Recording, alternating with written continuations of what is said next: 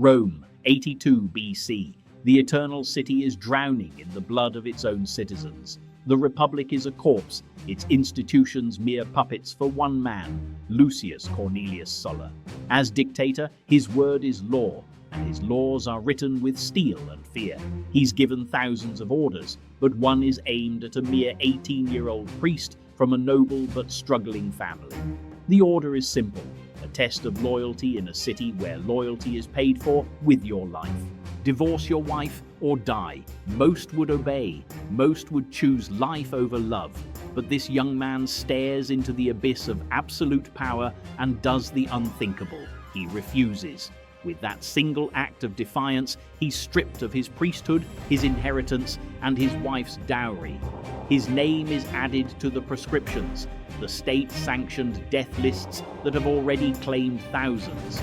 Hunted by assassins with a price on his head, he flees into the treacherous mountains of Samnium with nothing but his wits, his ambition, and his name, Gaius Julius Caesar. So how does a teenage fugitive on a death list become the man who would conquer Gaul?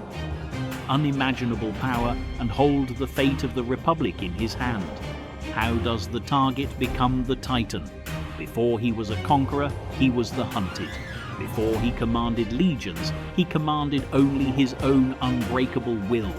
This is the story of how a young Caesar didn't just survive the deadliest game in Rome, but unleashed his military genius for the very first time. To understand Caesar, you have to understand the world that made him, a world of savage contradictions. For centuries, the Roman Republic had been a political marvel, a system of laws and checks and balances designed to stop any one man from getting too powerful. But by the time Caesar was born in 100 BC, that system was cracking.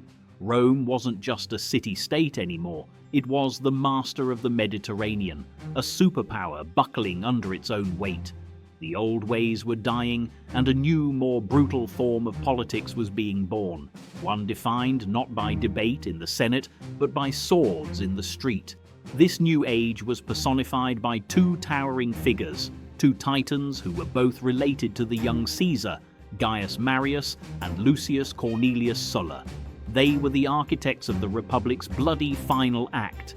Gaius Marius was a new man, a brilliant general from outside the old money aristocracy. He was a hero to the people, a military reformer who opened the army to the poor, creating legions that were more loyal to their general than to the state. His connection to Caesar was direct. Caesar's Aunt Julia was Marius's wife. This put the entire family firmly in the Marian political camp, the populares, who championed the people against the powerful entrenched Senate. On the other side was Sulla, an aristocrat who had grown up poor but had a taste for luxury and an unquenchable thirst for power. He represented the Optimates, conservative senators who saw Marius and his populism as a threat to their way of life. The rivalry between them started as professional jealousy and grew into a hatred that would tear Rome apart. It climaxed in an act no one thought possible. In 88 BC, when command of a rich war in the east was taken from him and given to Marius, Sulla did the unthinkable. He marched his own army on Rome. It was a Rubicon moment before the Rubicon. For the first time in history, a Roman general had attacked the very city he was sworn to protect. The message was terrifying. The only law that mattered now was the law of the stronger army. A brutal civil war broke out. When Marius's faction held power, they unleashed a wave of killings against Sulla's supporters. When Sulla returned from the east and seized final control in 82 BC, his revenge was systematic, cold, and monstrous. Sulla had himself declared dictator for the reconstitution of the Republic, a title that gave him absolute unchecked power. Then he unleashed the proscriptions. These weren't random killings. They were organized hit lists of his enemies, posted in the forum for all to see. Any man on that list was condemned to die without a trial. Anyone could kill him and claim a reward. His property was seized, and his sons and grandsons were banned from public life forever. It was a tool of political annihilation, designed not just to eliminate a man, but to erase his entire family from history. Terror gripped the city, friends betrayed friends, and sons turned against fathers for blood money. This was the Rome of Caesar's youth, not a city of marble and philosophy, but a slaughterhouse where political disagreement was a capital crime. Into this chaos walked the young Gaius Julius Caesar. At 16, his father died suddenly, making him the head of his family. He was a member of the Julian clan, an ancient noble family that, in a brilliant bit of personal branding, claimed to be descended directly from the goddess Venus. But for all their divine ancestry, their political influence had faded. It was their family connection to Gaius Marius that kept them relevant, and in Sulla's Rome, that relevance was a death sentence. Caesar had been appointed to a prestigious post as the Flamen Dialis, the high priest of Jupiter. This was a sacred ancient office, but it came with a bizarre set of restrictions. The high priest couldn't ride a horse, touch metal, or even look at a corpse. He was basically a living relic, cut off from the military and political career that was the normal path to power for a Roman noble. Perhaps his enemies thought this would be enough to keep him on the sidelines. To make matters worse, Caesar had married Cornelia, the daughter of Cinna, Marius's most powerful ally. For Sulla, this was intolerable. Caesar was a living symbol of the enemy faction, the nephew of Marius and son-in-law of Cinna. Sulla couldn't let that stand. The order came from the dictator himself: divorce Cornelia. It was a simple test of submission, obey, and he could save his life, his position, and what little money his family had left. It meant disavowing his entire heritage and bending the knee to Sulla's new regime. But Caesar's defining trait, something that would define his entire life, was a pride so deep it was almost arrogance. He would not be commanded. He would not betray his wife or his family's honor. At 18 years old, with Sulla's executioners stalking the streets, Caesar said no. The consequences were immediate and brutal. Sulla stripped him of his priesthood, confiscated his inheritance, and seized his wife's dowry. Then his name appeared on the dreaded proscription list. He was now an outlaw, a dead man walking. He fled Rome and became a fugitive in his own country. For months he moved through the shadows, sick with fever, changing his hiding spot every night to dodge bounty hunters. He was captured once, but managed to bribe the patrol commander with the last of his money to let him go. His life hung by a thread. But even as a young man, Caesar had extraordinary charm and powerful connections. Relatives from his mother's side, influential people who had managed to stay on Sulla's good side, began to plead his case. Even the Vestal Virgins, Rome's most sacred priestesses, intervened for him. Sulla resisted. He saw a dangerous fire in the young man. Finally, worn down by the constant appeals, he gave in and took Caesar's name off the list. But he did so with a chilling and prophetic warning. Very well, take him. But know that this boy you are so eager to save will one day be the ruin of the party we have defended. For in this one, Caesar, I see many Mariuses. It wasn't a pardon given out of mercy, but out of weary resignation.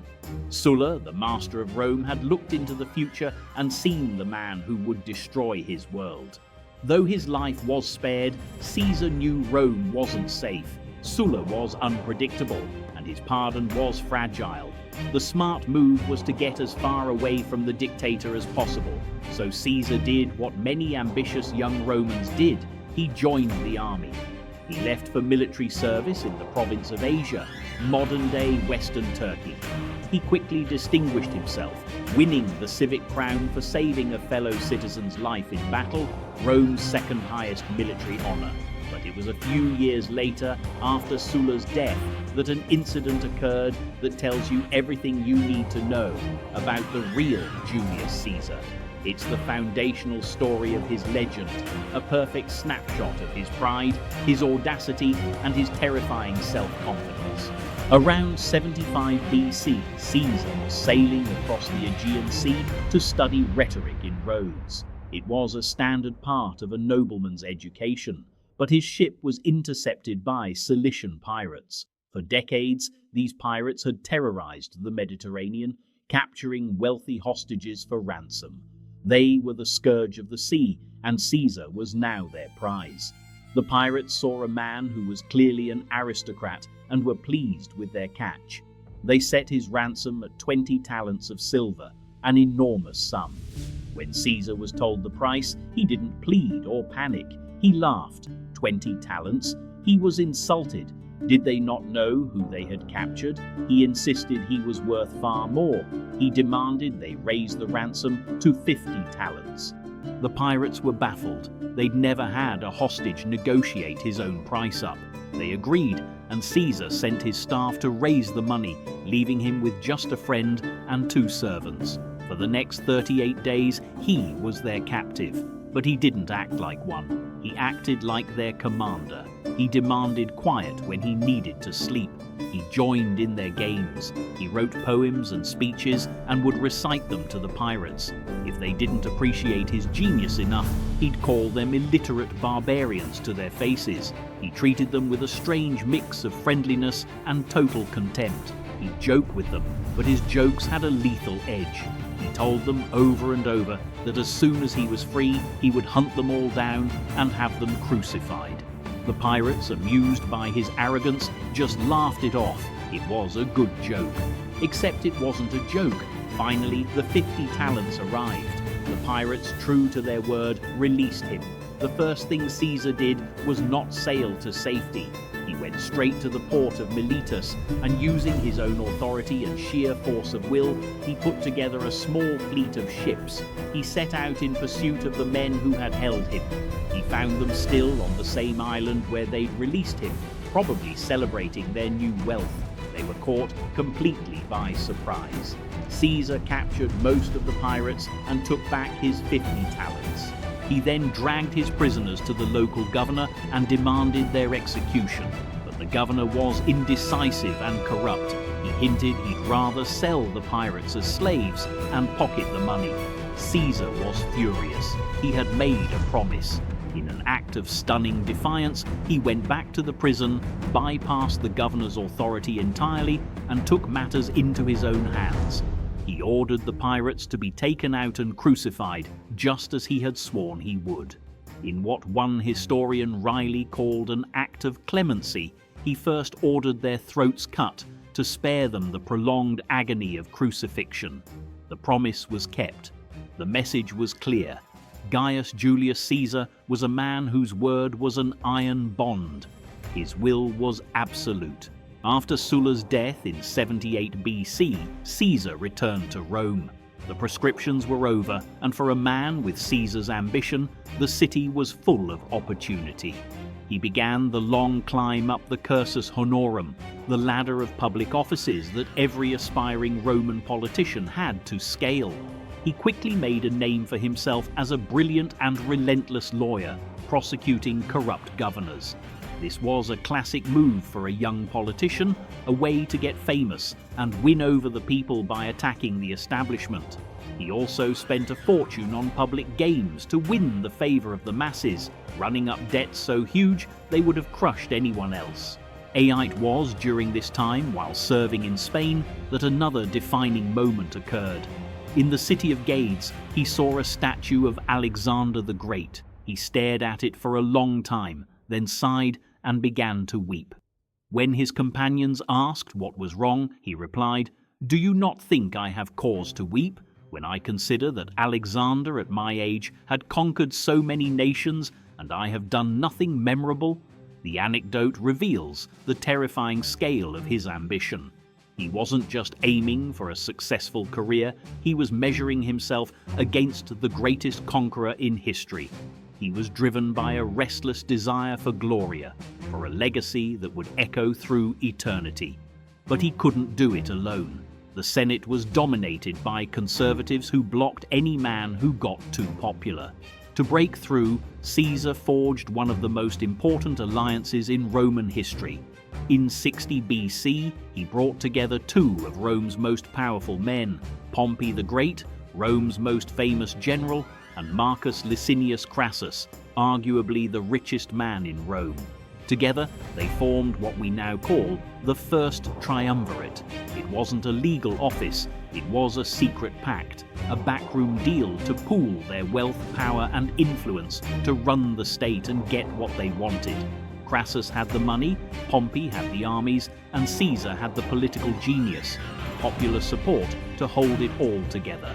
This alliance was a political earthquake that effectively seized control of the Republic. But as we're about to see, political power in Rome was temporary. To build a real legacy, to achieve the kind of glory he craved, Caesar needed more. He needed a war, he needed an army, and he needed a chance to prove he was more than just a clever politician. If you're enjoying this story of Caesar's early life, make sure to subscribe and hit the bell icon, because the political games of Rome are about to give way to the thunder of the legions in Gaul. The Triumvirate delivered Caesar the ultimate prize, the consulship of 59 BC. Backed by Pompey and Crassus, he dominated the year, forcing through laws that benefited himself and his allies. But a year as consul wasn't the end game, it was the stepping stone. For a Roman aristocrat, real power came from a proconsular command, a governorship over a province which came with an army.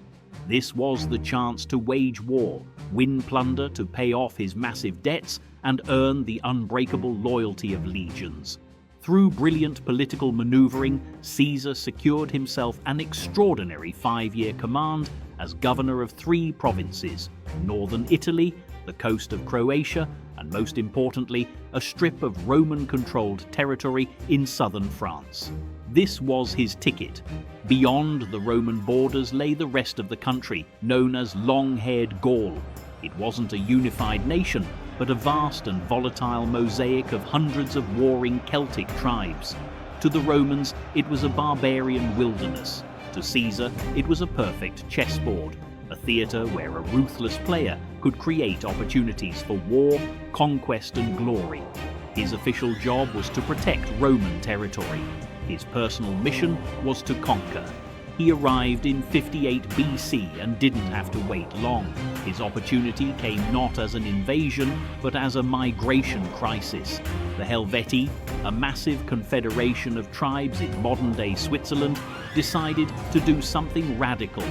Feeling squeezed by Germanic tribes, they resolved to burn their villages, pack up everything, and migrate as an entire nation across Gaul to a new home on the Atlantic coast.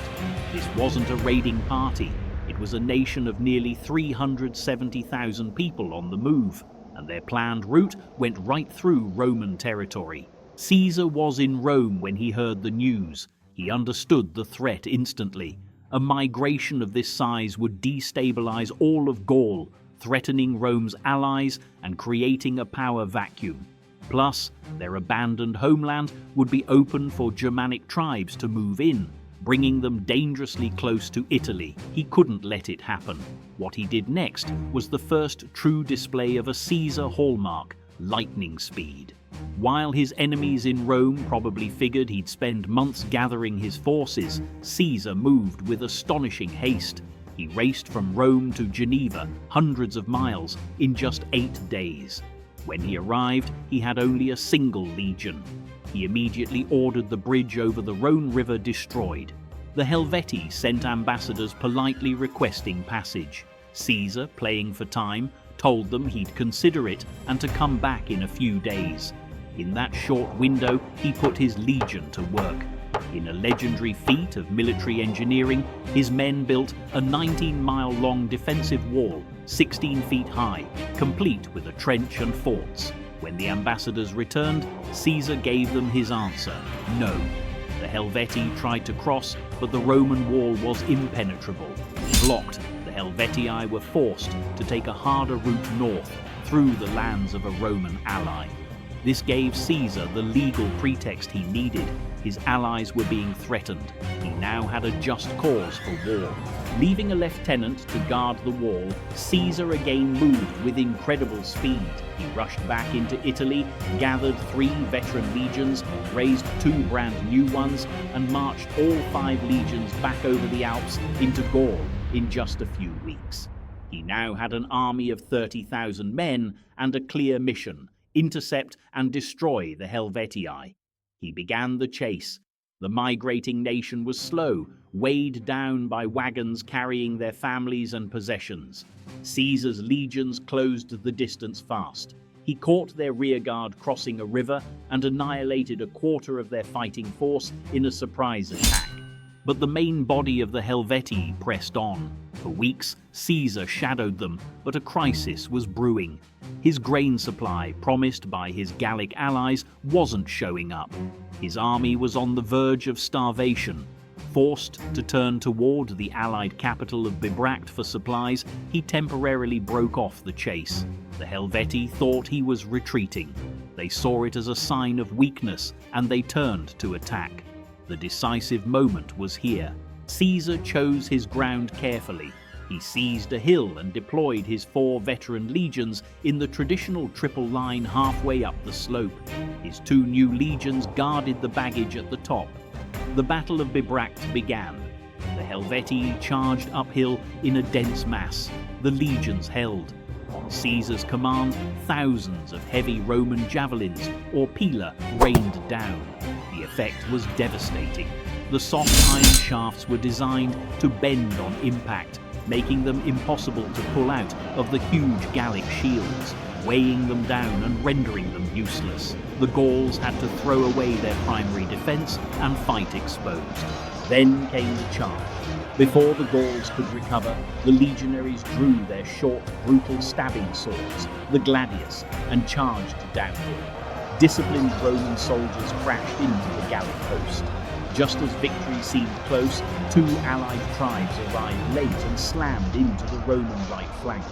The Roman army now had to fight on 2 fronts. It was a critical moment. But Caesar, calm amid the chaos, ordered his fresh third line, his reserves, to pivot and handle the new threat. The battle raged for hours, but the legion's discipline held. Eventually, the main Helvetian line broke and fled back to their circle of wagons. The fighting continued into the night among the wagons, where the Gallic women and children now joined the desperate fight. By nightfall, it was over. The victory was total. Of the 368,000 people who had started the migration, Caesar claimed only 130,000 survived. He didn't enslave or execute them.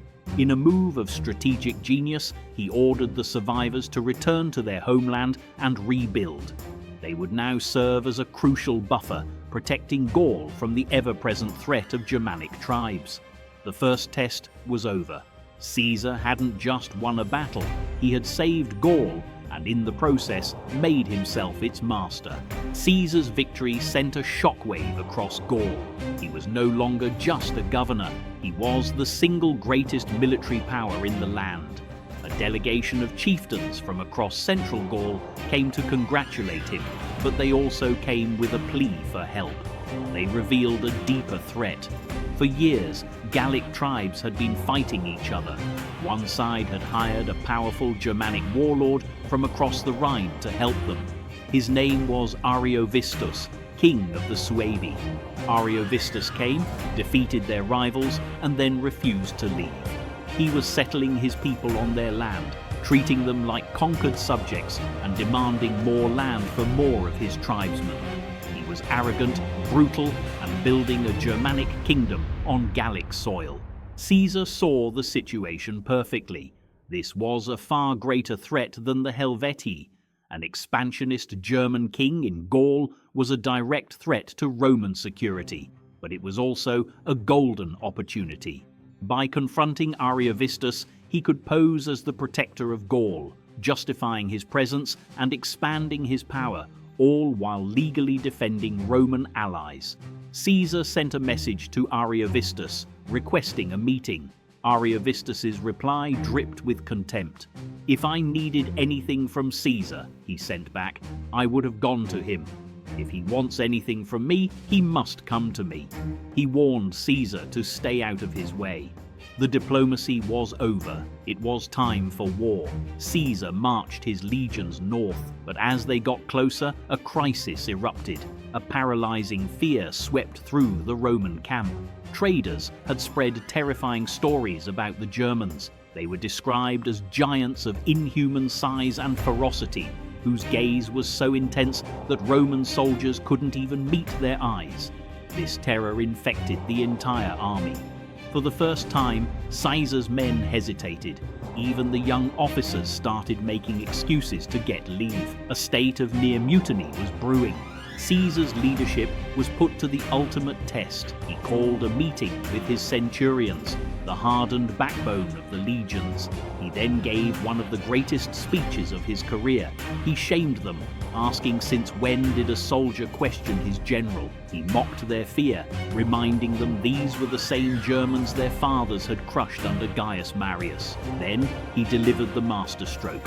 He declared that if no one else would follow him, he would march on the enemy with the 10th Legion alone. The 10th was a legion he trusted completely. "If no one else follows, I shall go with the 10th Legion alone." The effect was electric. The officers of the 10th immediately swore their loyalty. The speech spread like wildfire. The other legions, deeply ashamed and jealous of the praise heaped on the 10th, rushed to apologize and declare their readiness to fight. The crisis was over. The army was his again, more loyal than ever. The two armies finally met. Caesar, taking personal command of the right wing, led the charge himself. The Germans fought with astonishing ferocity, charging so fast the Romans didn't even have time to throw their javelins. It went straight to hand-to-hand combat. While Caesar's wing was gaining ground, the Roman left was buckling under immense pressure. At that moment, a young officer, Publius Crassus, son of Caesar's partner in the triumvirate, acted on his own initiative. Seeing the danger, he committed the fresh reserve troops to reinforce the struggling flank. It was the decisive move. The fresh Roman troops shattered the exhausted German line. The rout was total.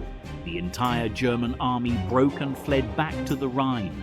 Ariovistus himself found a small boat and escaped, his power utterly broken. In a single summer, Julius Caesar had redrawn the map of Gaul.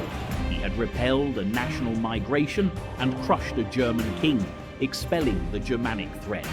He had saved Rome's allies, secured its borders, and established himself as the ultimate power north of the Alps. But he'd done something far more dangerous. He had begun to forge his army.